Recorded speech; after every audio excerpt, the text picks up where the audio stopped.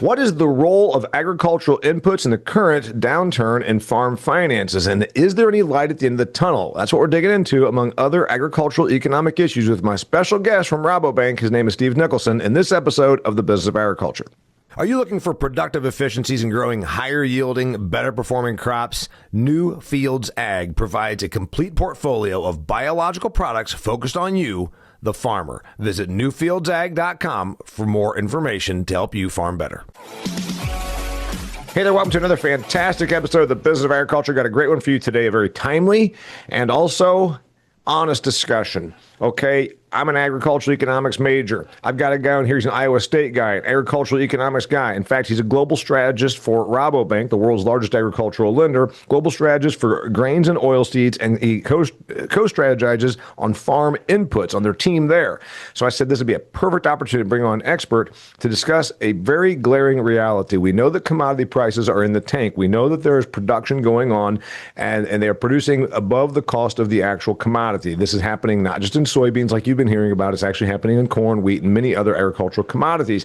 And then that goes back to, and I'm seeing some of this stuff online, it's because of those monopolies that are controlling the cost of my inputs, and that's where we need to start. And even Brooke Rollins, Secretary of Agriculture, a week or two ago, started saying, maybe it's time that we delve into this, we look into it. This happens once in a while, but is it going to happen now, and will it change anything? Yes, we know that input prices are arguably at an all-time high. Why are they there? Is it because of monopolistic collusion, or is it because of the marketplace in general? Will it change? Will government involvement change it, or will the marketplace make it change? That's some of the stuff we're going to cover, among other general agricultural economic stuff. Mr. Nicholson, did I get it right? You got it right, Damian. Thanks for having me. Yes, you're spot on. You're hearing this. I'm hearing it. When corn was $6, even like my buddies with XtremeAg said, yeah, it's the most expensive crop I'll ever produce. I had a guy on, Chris Barron, on this very show a year or so ago, and going into 24, and he said, it's maybe the most expensive crop you'll ever produce, but if you can make it make sense, at some point, what difference does it make what it costs you to produce it, as long as you can be at net in the black when it comes time to selling it? Well, it seems like we're not there. This is an expensive crop to produce. Crop inputs are at an all-time high, and that's both nominally and in real dollars. So why is it? Yeah, I don't think there's one thing. It's a very nuanced discussion, and I think, let's talk about what the secretary said 2 weeks ago. I was in the room that day, and my reaction was, okay, I've heard this before. This has been a bipartisan thing. The Biden administration, in their campaign material, had the very same thing. They're going to investigate. Nothing happened. So call me a little skeptical that anything will happen from that. And there's certainly been consolidation, and as we know from economics, you get consolidation and you get oligopolies that does tend to be a little bit support prices underneath it. But there's more to it than that, and I don't want that to. I want to lead off of that because I don't want to leave that as the only thing that's raising input costs. There's a whole bunch of things. One is certainly we went through a general inflation period during or after COVID, and so you saw that inflation, find its ways into all of our inputs. But then you also had, the Russian invasion of Ukraine back in February 22, and so that really upset, shipping channels. You started to see all these sanctions and Belarus, and are we going to get inputs out of Belarus? And then you continue to have we'll say the trade trauma with China, and China is certainly one of the largest producers, along with India, of active ingredients for chemistry. And so I know farm input companies have told me point blank and show me invoices. On the bottom of the invoice, there is a tariff line. This was back in April. So there's a whole number of things. And then you talk about energy and about Europe saying, oh, we don't want to produce nitrogen because it's, greenhouse gas emissions, so we're not going to use that. And so you've had constraints on supply. So it's a whole number of things. It's not just one single thing that's causing this problem. So I want to point out to a couple things to our listener and viewer. Yep. We're recording this, Steve and I are recording this on October 10th. So there could be some movement by the time you're hearing this, so just so you understand, remember, this is not a live show. So maybe by the time you're hearing this, Brooke and the USDA gang has decided to roll out hearings. We don't know. But while we're talking about what we know right today on Friday, October 10th, and the other thing I'd like to point out, maybe you're in the industry and you're so completely disparate because you're like, what the hell are they talking about on the inputs thing? We're talking about everything it takes to produce a crop, or for that matter, produce an animal. So an input, obviously, to make a crop is when we generally talk about the kind of stuff that is sold through ag retail. He named Belarus because the person might be saying, why would Belarus or what's going on between Russia and Ukraine matter to the United States of America or even to Canada? Because I have a lot of Canadian listeners.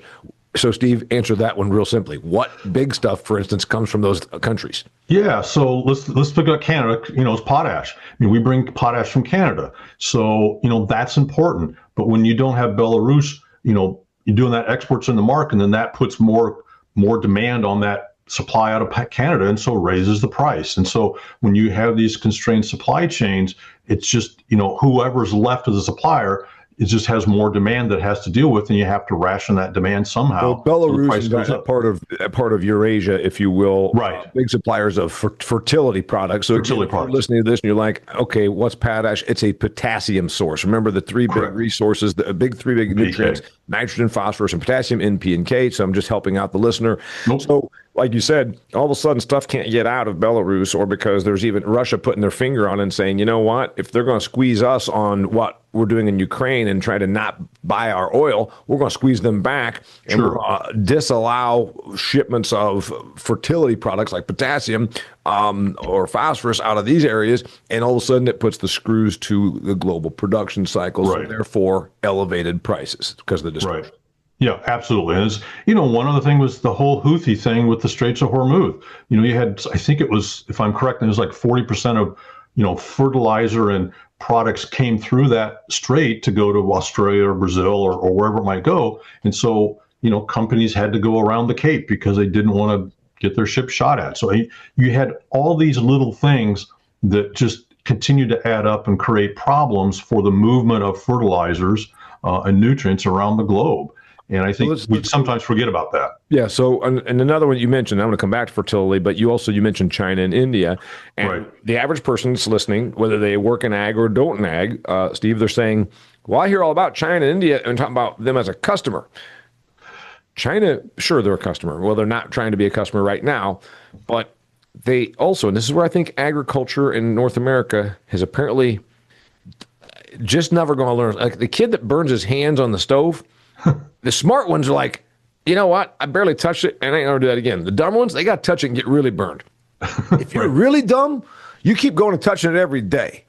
I swear to God, Steve, that sometimes I think North American agriculture is the dumb one that puts their hand on the hot stove on a daily basis to remember that it's hot and is injured. We got screwed out of supplies from China in 2018-19 during the first trade spat. During 2020 and 2021 during the COVID disruption, and we weren't going to have crop inputs. This is the third time in 7 years that we are now facing not getting the supplies that we need to grow crops because we have become over-reliant on China as a cheap manufacturer. And I'm thinking, cheap at what price? Are you going to burn your hand again, agriculture? It looks like you are. What the hell are we not getting here? Right. And it's the whole thing. And I'm going to take it one more step, if you don't mind. But it's, when we talked about when we went through the campaign in 24, everyone was worried about tariffs and what that does to the export market. Well, we certainly know what that's done to the export market because we're living it today. But then to follow what you said is farmers are starting to realize this is also an import problem because China can say either we'll raise the price or you just won't get it.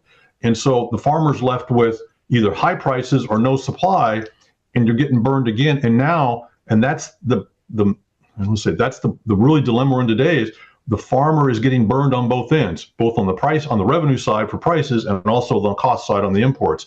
And it's challenging. It's like, when are we going to learn that when you start to, and this is the economist in me who's looking at this and going, I always want to make the pie bigger, not smaller. And I'm afraid we're contracting the pie and not growing the pie, and it's going to hurt us in the end. And agriculture's on the front line. Well, and here's just for a person that's, again, we have a lot of younger folks that listen to this and they're like, Sure. and I actually get very nice accolades. Like, I appreciate you giving me some of the historical context, because if you're 33 years old in this industry, years ago, we used to make chemistry here. And then between the EPA and the labor prices, et cetera, we went to places, let's face it, that there's less environmental regulation and it costs a lot less to make it there. And obviously China, along with becoming a manufacturing juggernaut, became a manufacturer of agricultural inputs. And sometimes it's not the entire jug, but it's the 4 ounces in the 2.5 gallon jug that makes a hell of a difference. And so the 2.5 gallons is kind of like the chips in the factories. The trucks. Steve, I put up a slide for my speaking engagements for several years when this was going on, of a picture of the GM truck plant by my farm here in Indiana. There might have been 20,000 trucks sitting out there, and none of them could be sold because they didn't have the chips. Which I always say, what's a $50,000, $60,000 Silverado worth without the chip? In other words, then what's the chip worth? The chip's worth $60,000 at that point. Same thing with those 4 ounces of active ingredients that China is holding us over the barrel on, because we stupidly allowed them to become, when these people carrying on about a monopoly or an oligopoly where so few players are in charge, they think it's at the corporate level. I'd say it's at the country level. I won't disagree with you, because I think China is, because we've become so beholden to the whole list of things you talked about is, cheap labor, or we want cheaper prices. And so we've benefited from that. But at the same time, we've become beholden to that we have to have it. And now it's like, whether you can talk about any number of things or products that consumers buy. In agriculture, of course, there's a whole bunch of stuff we buy too. And now we're paying for that because we haven't developed, our industry has either faded, or there's no other place in the world that can do it cheaper or better than China can at the moment. And, and we're over a barrel. You're right. Right. We're over a barrel. And that's where, so some of these rising costs truly are because we went there because it was cheap to manufacture and they didn't have the environmental regulation. All you had to do is, throw some Chinese currency in an envelope and pay off the local official, and you got left alone. I mean, let's face it. Yep. That now is, well, now that you let all of your other sources go away, we're your only source, the price just doubled. There's a real, that's happened.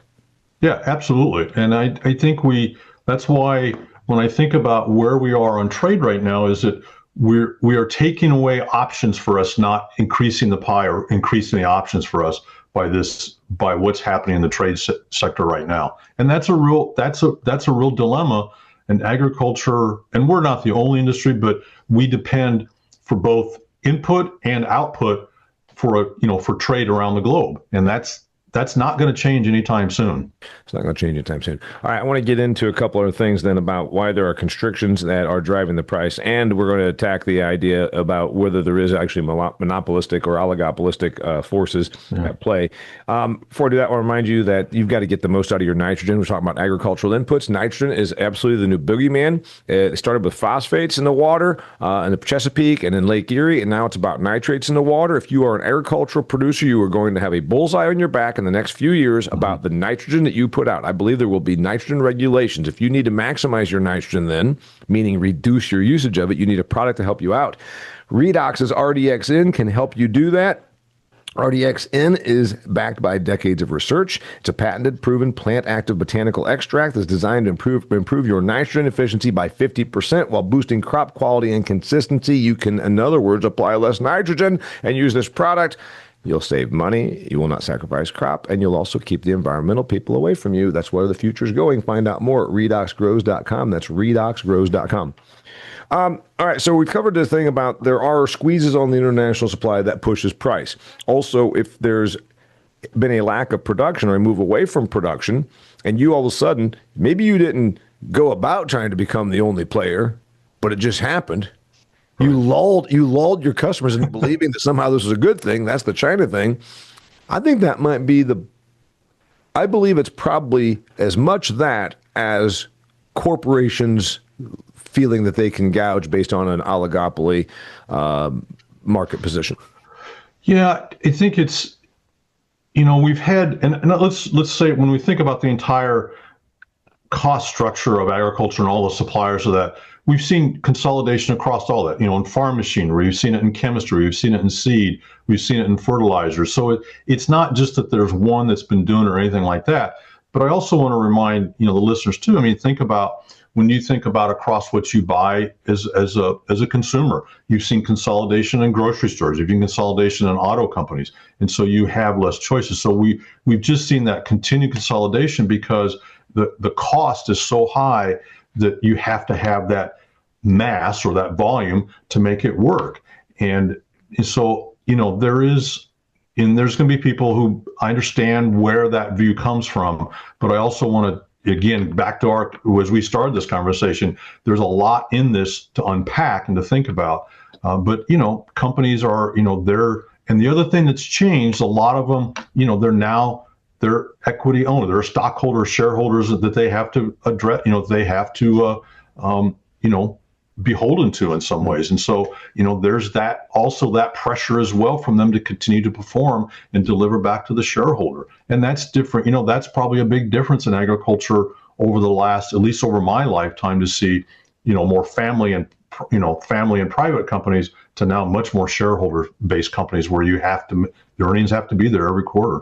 Your earnings have to be there, but let's go down another unpleasant truth. And again, I'm not, I work and speak for these, multinational corporations. So it's not like I'm out here, but I'm also I'm very honest and frank about it, as are you.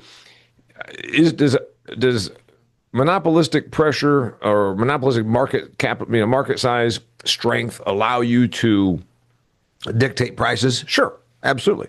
But I don't, here's the thing. I don't know that any of these companies that are players in the crop input side, none of them are working on the kind of margins that the tech industry does. None of them are working on the kind of margins that Apple works on. So even if that's the case, I mean, look at Cargill. Cargill, worldwide organization, they're in the fertilizer game, or they were, right? So I mean, start naming some of these huge entities. They're not making 50% profit margins. They're making like 7. if you're lucky. Yeah. Yeah. And that's a good point. And I think that's the thing. And is that even, and I think what I would call most of them sort of oligopoly sort of behavior, if you look at the economics of it. The economics, by the way, if you're saying I like to grow cranberries and I work in a cranberry processing business, but I have no idea I know that game Monopoly. Monopoly means one player controls everything. Oligopoly means a handful. You want an example? The power company is a monopoly because guess what? You have no choice, period, as to who you can buy your electricity off of because there's only one set of poles with wires that go down the road. That's a monopoly. It's a government-controlled, actually government-sanctioned monopoly that are supposed to keep their prices in a certain range, which is why they all work on cost plus, which is why they have no problem spending lots of money because they make a margin over whatever their expenses are.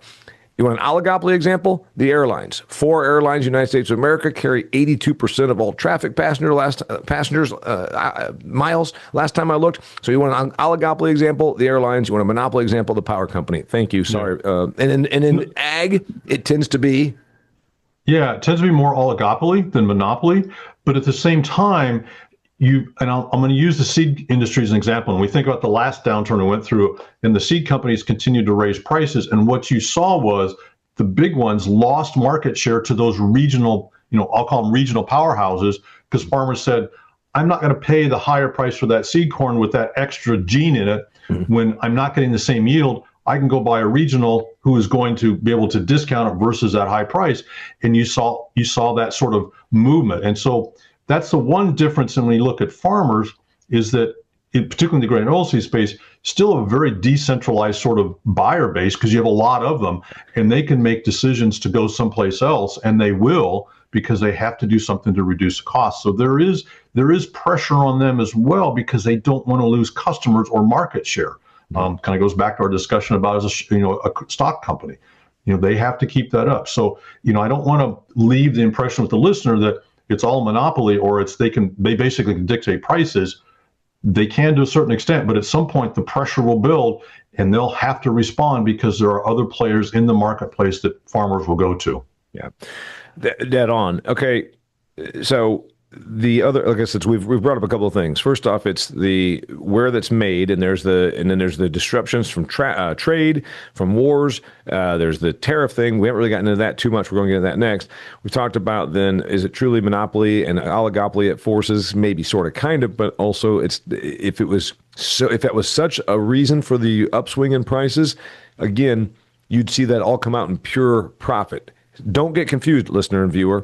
Maybe the company did make a net of $1 billion last year, but a net of $1 billion on a $53 billion of revenue is still peanuts. Nobody in most industries would settle for that kind of margin. That's right. And I think that's the thing that people forget across the whole supply chain of agriculture, and even the food companies. I mean, those are penny margins compared to, like, and we'll pick on high tech because they're easy to pick on. Yeah. Is it just don't have the same return in agriculture that you have in other businesses, and we're producing a product that is necessary for you and I to live every day. Yeah. Well, of course, then you'd say, well, that means that there should be greater margins on it because I can't live without it. And I'd say, well, the other one is because it's become so prioritized from every one of the 180 countries on Earth, because you can't have a stable society and you can't keep the peasants from rioting if you don't keep them fed. That's right. Yeah, we should have higher margins because it's something we can't live without, but because governments understand that, they work like hell to make it so that there's no money to be made in it, just so that there's lots of it, right? Right, and so that the consumer gets a good price and doesn't riot in the streets or is unhappy. Yeah, so that's why we had an Arab Spring. So there's a good example of what food can do to a country if they don't keep their act together. So Arab Spring, and then I referenced Storm of the Bastille, which goes back to the 1770s. So the story hasn't changed. The story is still the same. What about then? Let's talk a little bit more about then the input prices that are being boosted because of tariffs. As I record this, you and I, the media just all ran out this week, and once one media outlet does it, then it becomes follow the leaders. Then 90 more media outlets had to do it. Go to the farm, find a soybean producer somewhere in the grain belt, and say, "Are your finances bad? Yeah. Is it because of tariffs? Yeah. Okay. I'm gonna. By the time you're hearing this, you'll have seen my video, and I'm sure we'll get all kinds of backlash from all the people that have their political opinion. The soybean prices, by the way, are the exact same right now as they were 1 year ago, before there was even an election and before there was even a tariff in place. Tariffs are not the reason we have low commodity prices. Steve, why are the reasons we have low commodity prices? Because we have too much supply. I mean, I don't mean to be a smart aleck, but that's really where it boils down to. We have too much supply. This is not a demand problem. We still have record demand in the world, and so there's demand, and that helps support the price. But we have record supply. We have record supply, and you're absolutely correct. I point this out on the futures market. Now, we can talk about cash, but the futures market, if you look at a soybean chart today, we're in the same range that we established in August of 24. Yep. Now, I will tell you, we're a little surprised we're still there, but that is exactly right. We're coming toward the bottom end of that range right now, but we're still in the same range. We haven't gone out of it. Basis levels have dropped off in the last month or so, but you're correct. That's exactly right. But then there is this other caveat. There's not necessarily too much supply, in fact, of the inputs we need to produce stuff. And again, you could be talking about cow medicine to a phosphorus product that goes on our fields. The tariff situation can probably be more attributable or an attribute to pricing. So kind of what are you telling people when they want to know why there's these higher input costs? Right. When they ask you if it's tariffs, what do you tell them? Well, I will tell them it's primarily when you think about chemistry and you think about fertilizer. It's not really a seed issue. Right. It's a chemistry and fertilizer thing. And so, what do you do to try to reduce that cost? And tariffs are one of the things that's causing that. But it's also, as we talked about, particularly on the fertilizer side, the supply. On the nitrogen side, you've seen a contraction of supply of nitrogen in the world because, and we'll pick on Europe. Europe has decided that that's a dirty business. We don't want to be in that because it, greenhouse gases, we use fossil fuels and blah, blah, blah. And so they have reduced their production of nitrogen in the world. And you also see China is being, what should we say? they're wanting to be a more of a supply control. And so they'll decide, like in the chemistry side, well, we'll let this out, or we'll provide this nutrient to you, but but the price is too high, so we're gonna keep it back home to supply our farmers. You'll have to find it from someplace else. And so it's depends on where you go in the world, it's different. So if you're a farmer in Australia or Brazil, you like Brazil imports 90% of their fertilizers. So they're hoping the real is strong, so that doesn't make it so expensive. But the real has been up and down over the last several years, and so you kind of have to pick and choose when you do your buying. So it's a whole bunch of stuff. So there's another thing. You brought up Brazil, and if you work in agri, and if you don't, you've probably heard that when it comes to global competition for America's goods, Brazil is pretty much the hot market. Okay, you can a little bit Argentina, a little bit Australia, some other places, but it comes down to Brazil is just knocking it out. But Steve just made a point. They're dealing with this. They don't have a competitive advantage over the United States of America because they're using a bunch of cheap fertility, because they're buying 90% of the fertility as a crop input from the global market, just like we do. And we don't buy 90%. We produce a hell of a lot of our own nitrogen and phosphates right here. Yeah, that's right. In Brazil, you said it. Brazil is very competitive when we look at costs and how they can produce in the world. And so I would say to you that Brazil, the big difference, and I think this kind of gets lost, is that their land is cheaper than ours, so we'll set that aside. But the reality is they're producing 2 crops on every hectare of land every year. Yeah. And some people would argue 2.5 to 3 crops a year. And when you're able to produce 2 crops a year on the same hectare of land and spread that cost, or that input cost, across 2 crops, that helps you be more competitive and gives you more room for marketing. When you're in the U.S. and you're only producing 1 crop on that land, all of that input gets stuck with that 1 crop. And so that's what we have the logistics advantage versus them, but they're killing us when you look at their advantage from the standpoint of being able to put, or you want to look at it the other way. They're generating 2 pieces of revenue off that same acre of land, where we're producing just one source of revenue. And that's a huge advantage that we don't have. Just imagine the factory that runs 1 shift, and then across the border, there's a factory that runs 2 shifts. The capital expenditure is still the same. But that's right.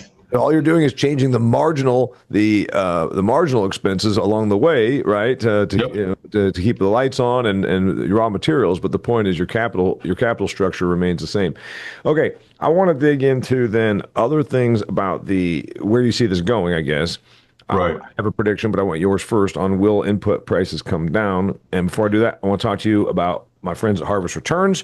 If you are in the business of agriculture, you're listening to this show, maybe you have a ranch, maybe you have a farm, maybe you have an agricultural company, maybe you're an entrepreneur and you need money. Sometimes you need money and it doesn't fit a traditional lender's template. That doesn't mean you're sunk, because Harvest Returns has kind of taken this whole idea and made it into, hey, we're like a company that's not really venture, but we're just an investor in agriculture. They've got a pool of 18,000 investors that create creative financing options for you.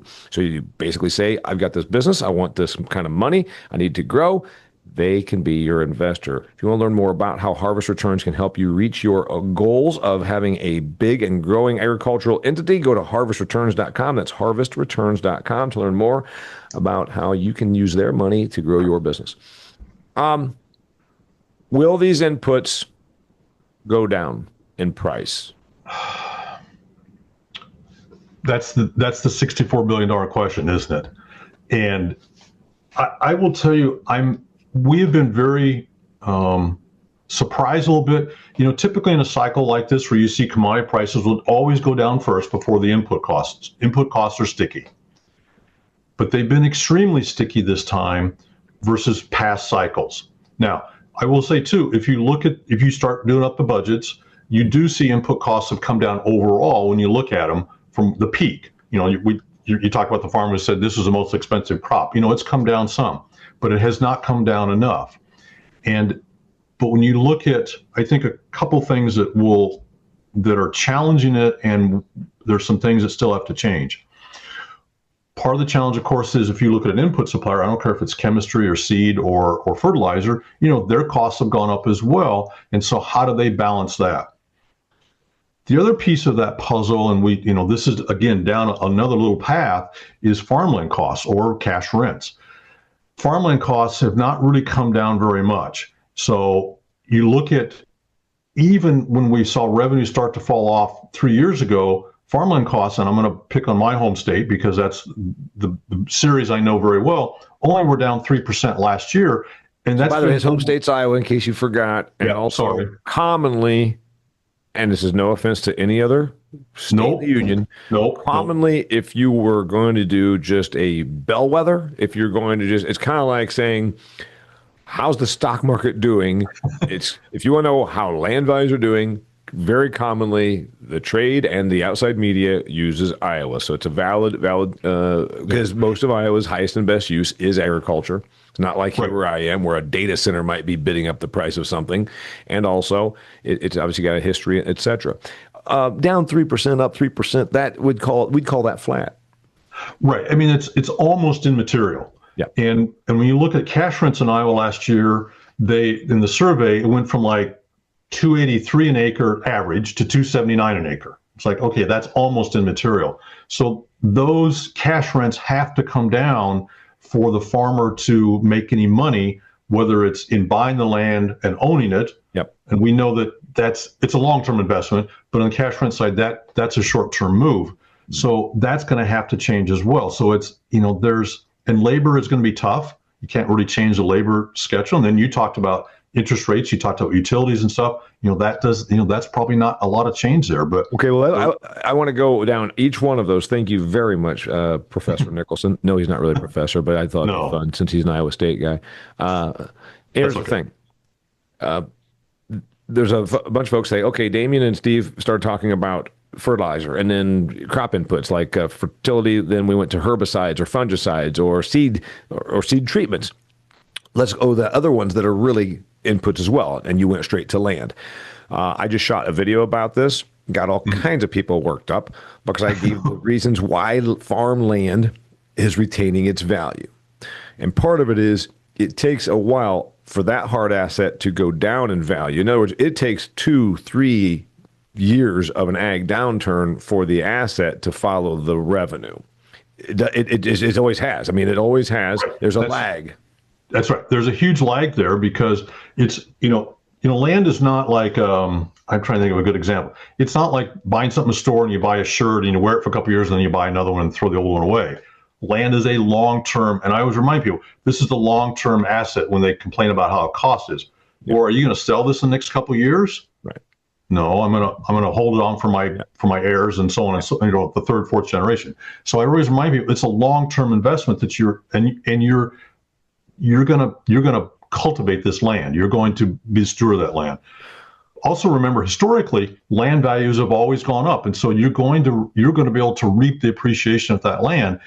And when I think about at least my time in agriculture, land was down 17% in Iowa in the Iowa State Survey in that 14 to 20 period. The only other time that land values went down was I hate to say it, the farm crisis in the 1980s was 60%. Yeah. That was a once in a generation, maybe ever. So yeah, by the way, he means it went down 17% between the years 2014 and 2020. That was, right. And a lot of folks that are younger, like we just spoke about, right, they think that was the downturn. And if you're like 40, and no offense at all, trust me, I mean, I love giving the historical perspective of some of the younger folks in this industry. If you were, say, 40 years old, you think, yeah, man, I lived through some bad times, 2014 to 2020. Well, land went down 17%. And you and I like, hold my beer. Let me tell you about the 80s. Yeah. So other inputs, land is obviously an input. You can't grow without it. It doesn't matter if you're talking about almonds or peanuts or, popcorn or soybeans, whatever. You got to have the land. Other inputs, you spoke about labor.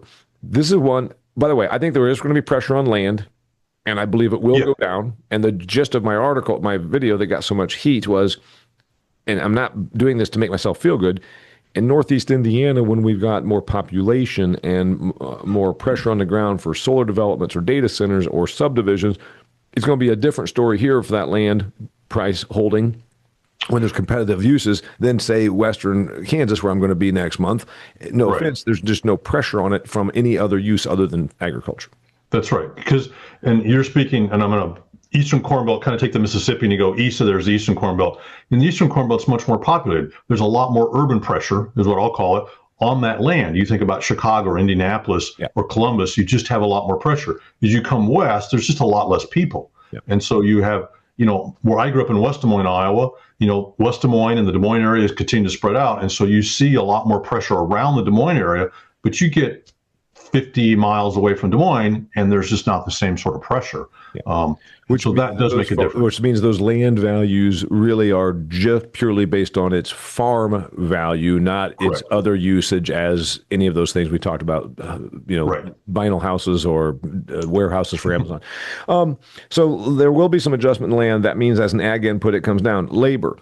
Everything I've seen, labor prices don't generally come down.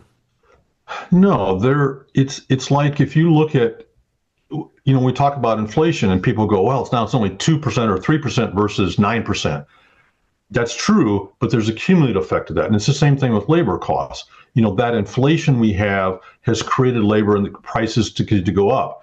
And not to get too political or, the policy is the whole, if you're losing, I just saw the statistic last night, the U.S. has lost 1 million immigrants just in the last less than a year this year. I mean, a million fewer. Right. Lose them like they didn't. It didn't disappear, but a million fewer coming. Yeah. And so you've lost the labor pool. And so the remaining labor that you have left is say, well, you need me, then you need to pay me up for that. Right. And so that pressure is going to happen. The good news, at least in grains and oil seeds, it is an issue, particularly as farmers get bigger.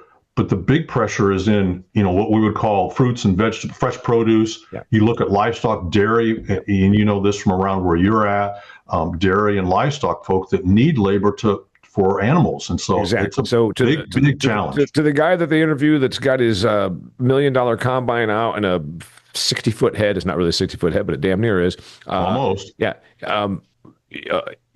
The cost of labor is not really that big of a deal to that person because everything's generally automated. It's the high touch stuff, specialty crop produce stuff, and hogs and dairy and meat processing.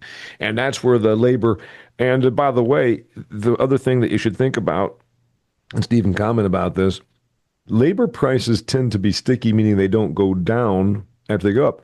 But if you're a laborer or any wage earner, even though your wages have gone up and you're not willing to accept less, you really can't because the actual buying power, inflation has outpaced gains. Inflation, unfortunately, in real dollars and what it feels like in your wallet, you have less buying power. Even if your income went up 20%, go to the grocery store, everything's up 40%. So you have less buying power. That's more resistance against why labor prices cannot go down as an input. Right, because the consumer is exactly going, I go to the grocery store, and the good news for me is I can afford that, and I don't mean that arrogantly. Yes. Do I want to pay that? No. But my budget allows me to be a little more flexible. But if you're in a different socioeconomic class and you're living paycheck to paycheck, this is a huge problem. You cannot take that because you want to feed your family and you want to keep a roof over their head. Yeah. And so it's a challenge. That's why, by the way, labor prices won't go down. And unfortunately, even though they're where they are and they seem high, a lot of the folks that are at the production level are, to Steve's point, I went to the Kroger and I saw Nestle Quick was $7.66 or something for it. And I thought to myself, God, that's like double what it was just a few years ago. And I thought, but I don't like white milk. Sorry. Yes, I'm a dairy farm kid, but you know what? I drink a glass of whole chocolate milk every day. But if you don't put the Nestle Quick in it, I'm going to probably drop back to almost no milk because I really like the chocolate milk. And yes, to Steve's point, I made the decision. It's a pretty snap decision. I can afford the Nestle Quick, but a lot of folks can't. Let's talk about one other thing that might happen. And this is part of, again, we're not getting all political here, but one of Trump's big things with the tariffs is to level the playing field. And one of them is if you want access to the United States of America's economy, we have 25% of the global economy happens here with only 4% of the population. Yay, us. And you gotta play by our rules. And then part of that was, he said, but I think that also we've allowed all these countries to take advantage of us, selling to us while also stealing our manufacturing. Do you think ag inputs, we've got the land, We got the labor, assuming that we figure out something on immigration and whatever. So we have those things. Will we reshore? Will we bring back the manufacturing and bottling of all the stuff we put on our fields? Are we going to be better at not getting held over the barrel by China by reshoring? I don't think that'll happen in the next 3 years that the Trump administration is in office. To build a factory or to build a plant is not, that's a big decision to invest the capital. Do you have the labor to move, do and all the those policy things. and the environmental regulation. It's right. a can of worms. And it's not like saying I'm going to go to the store and buy this thing. It's a major acquisition. It's a major acquisition. And I think, and I'm going to be probably a little provocative here from the standpoint in a couple of ways, is that let's pick on US, Canada, and Mexico. When you look at the North American market, and is that this is one of the biggest economic blocks in the world. And we have huge advantages here of we have lots of natural resources. We can feed ourselves. We have lots of energy available. We can power ourselves. And we have a lot of people. And so we have a big consumer side on all three countries. And in my mind, why wouldn't we want to make that more powerful and not contract it? We want to grow the pie. So that's the one thing. Now, I want to say one caveat to that. I understand the challenges when you think about sugar or you think about dairy or you think about manufacturing. But if someone is good at manufacturing or raising corn, let's let them do that because that's their core strength. But at the same time, when I think about trade in the world, is that trade negotiations are hard work. And the thing about, yes, you have access to our market, but we want to make sure we have access to their market. We have to make sure that happens. And we also have to make sure that, and this is where that's one thing I think that has to be worked on that's not being worked on, but is also, let's make sure that we're on a level playing field in the sense of, okay, we have the CHIP Act that was to help chip manufacturers grow in the United States. Well, I'm going to leave China aside from it. We'll pick on Europe because just to kind of cool it off. But what is Europe? Are they contributing to make I don't know, watches? Yeah. Well, if that's a disadvantage, then we need to make sure that's a level playing field.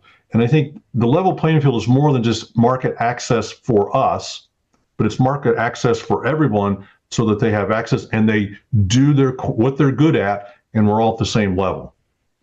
So I've got a couple of thank you. And now whether that'll happen or not, again, that involves a lot of moving parts, a lot of politics, a lot of bureaucrats, then a lot of bureaucrats that, and this is an unfortunate part, have their own best interest. Sure.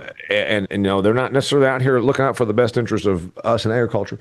On some of these things, I've made the point, we overuse inputs anyhow, and I'm not talking about land or labor. I'm talking about, a little bit labor. We could still automate and innovate a little bit better. But we're using a lot of inputs to make stuff that's already, as you pointed out, in vast surplus globally. Right. The end of the world wouldn't be that we used less and made a little less and produced a little less. And by the way, you and I both are from the farm country. Right. We know these people. We were raised amongst them. We are them. Right. I went to the Farm Bureau meeting and tell them, hey, the answer is cut back on your inputs by 25%, and you'll probably give up about 16% of yield because, let's face it, won't be 1-to-1. The place will get really silent because you don't tell American producers to produce less. I could make the argument, maybe this is the sign, just like we started getting more efficient with fertility a few years ago, and it turns out had an environmental benefit and an economic benefit. Right. I could make the argument, maybe this is the sign you've been looking for. Cut back on your crop inputs by 25%. Yeah, you're going to sacrifice some yield, but you're going to probably make yourself a lot better farmer. It's kind of like losing weight without the diet pills. It's going to make it. What do you think? Yeah, we've talked about, and in some ways you're talking a little bit of supply management. But maybe it's voluntary, or maybe it's voluntary, right? And maybe it's not. But that's the challenge within the Farm Bill. Well, I want my neighbor to do that. I won't do that, and then I'll be able to reap the benefits of that. And so, I think they call that the free rider problem in Ag Econ 201, right? Yeah, exactly. If you all agree to cut back, that'll raise prices, and I'll just secretly not cut back. Right, free exactly. rider problem, which is why we're always oversupplied. There's another one, of course, that the farm person is going to say to us. Damian, that's a cool idea. Cut back on my input spend by 25%. Yeah, I'll make a little less. But remember, I still got to go over there and pay whatever you said that number was for cash rent to rent that farm ground. That doesn't change. And that machine over there, it still cost me $900,000 for that new combine or sprayer. That don't change. So all I'm doing is earning less, and I still got the same amount of expenses on cost. On land and machinery, and frankly, time probably too. Right. And so I hear that, and we've had that discussion internally, and I say to them, and I guess you and I can talk about this just from age and history, is that while it always looks bleak at the bottom, and it's like, oh my God, it's like the farm crisis. It's like, we're never going to find the end of this tunnel, but we always do.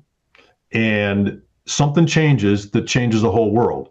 And so that's, and I hate to be Pollyanna or, that's going to happen, but this is agriculture. This is an organic product. We depend upon Mother Nature to provide us the rain and the sun to do this. And we know that that's going to change. And that's not a discussion of climate change one way or the other. It's just that that's the way it's always been.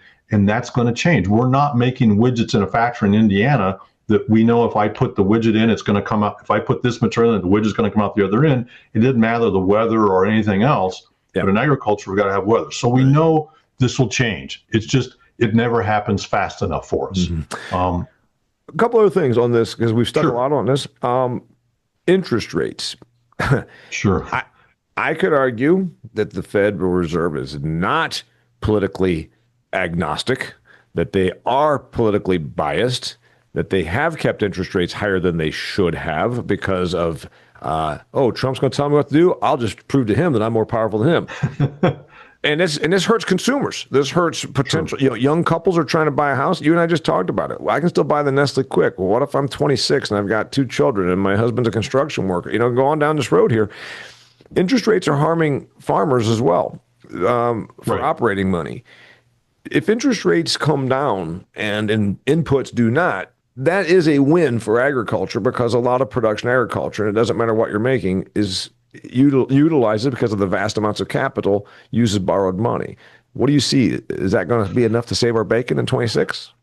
No, I don't think so. I mean, I think, we are likely to see interest rates come down a little bit. But not enough to save our bacon. Right. Not enough to save our bacon. I think that with the bank right now, we're thinking there's probably likely two other more interest rate cuts, 25 basis points in the next, over the course of this year. Yeah. So between now and New Year, we're going down a half a interest rate. So instead of I just got something from a bank that said they would loan me money, short-term money for like 7.5, 7.6. Wow. So that becomes 7%. Is that what we're saying? I guess, yeah, that's what you're saying. It might become 7% instead. So but I'm going to kind of look at history just a second here.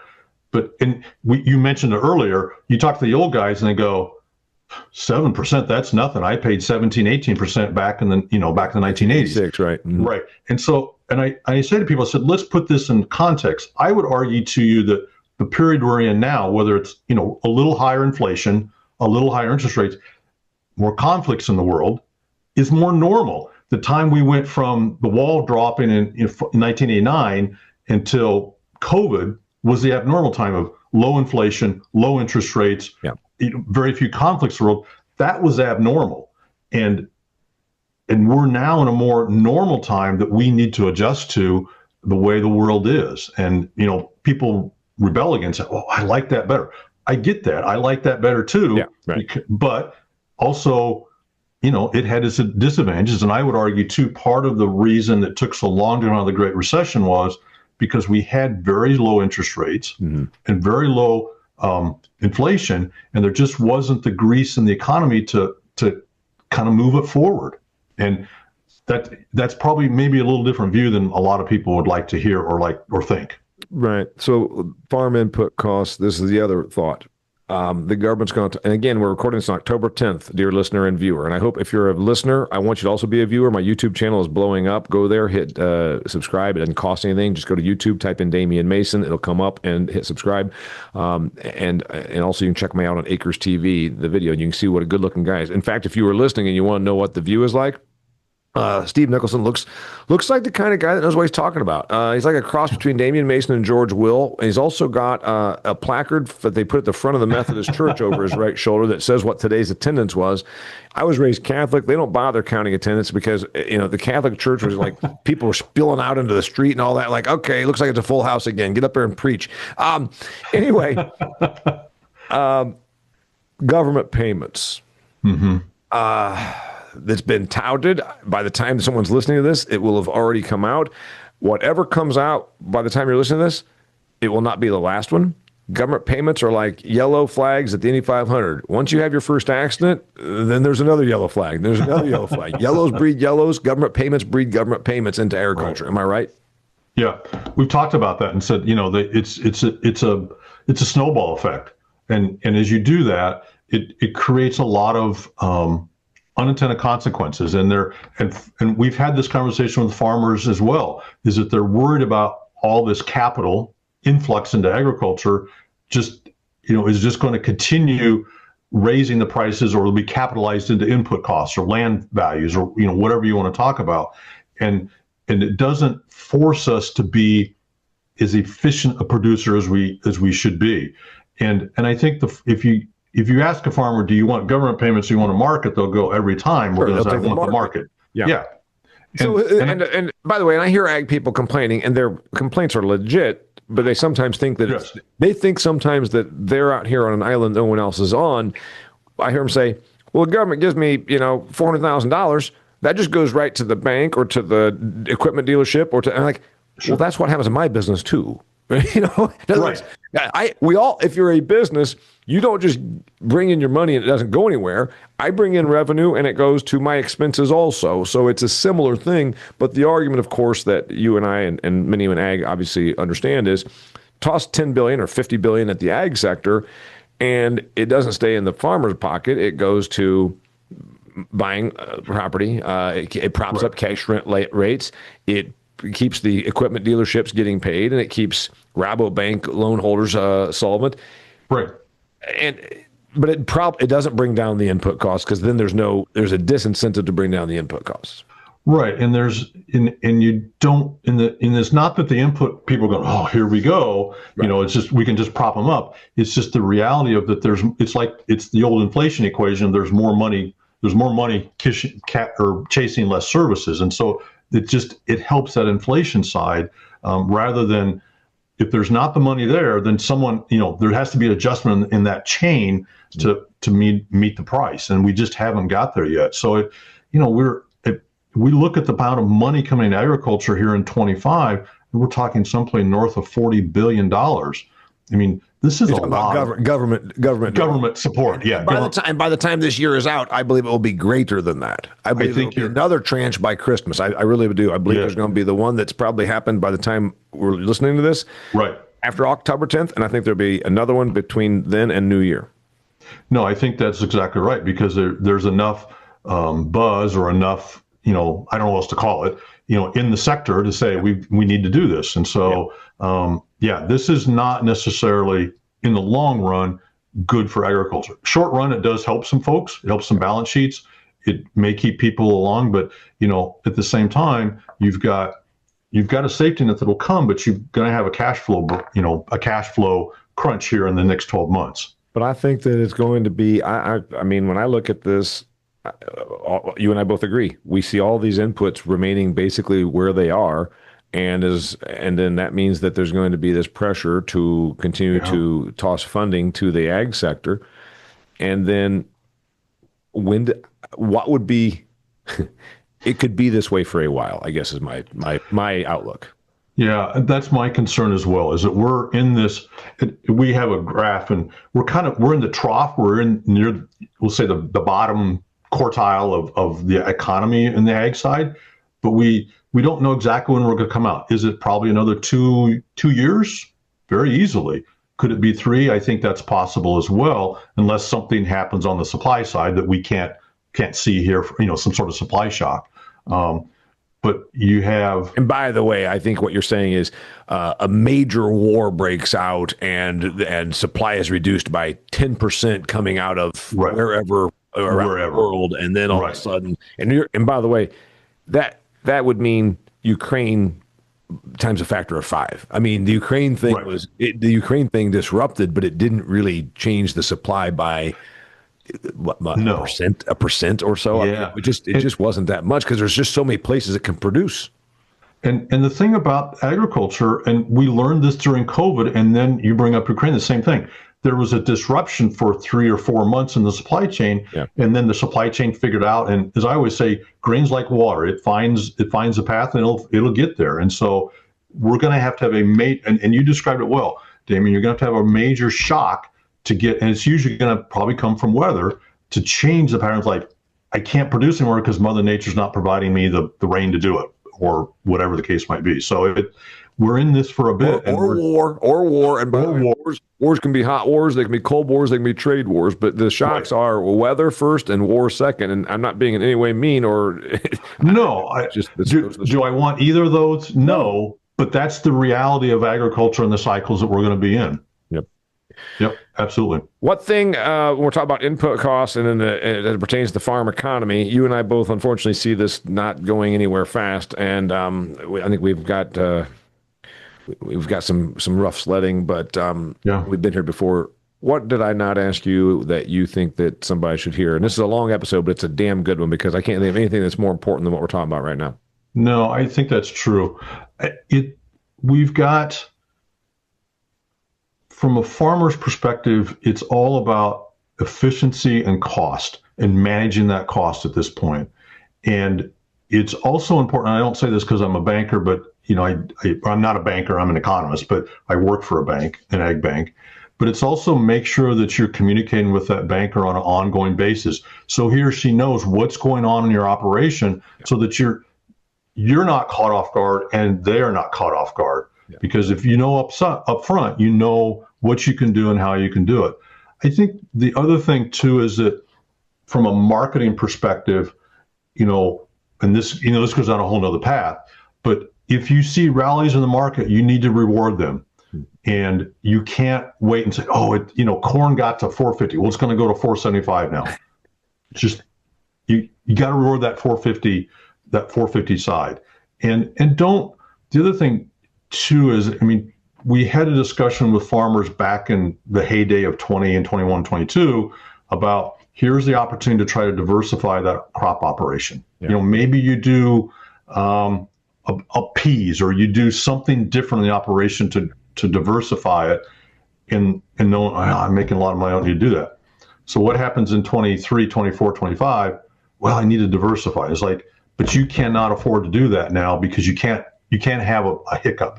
Yeah. So yeah, the time to plant a tree was 30 years ago. The time to diversify your operation was when things were good. And by the way, and this is my last thought on this. And remember, you're hearing two guys that are huge proponents of agriculture. Absolutely, we're probably saying some things that isn't pleasant to hear, but it's kind of like when the doctor comes in and says, here's the reality.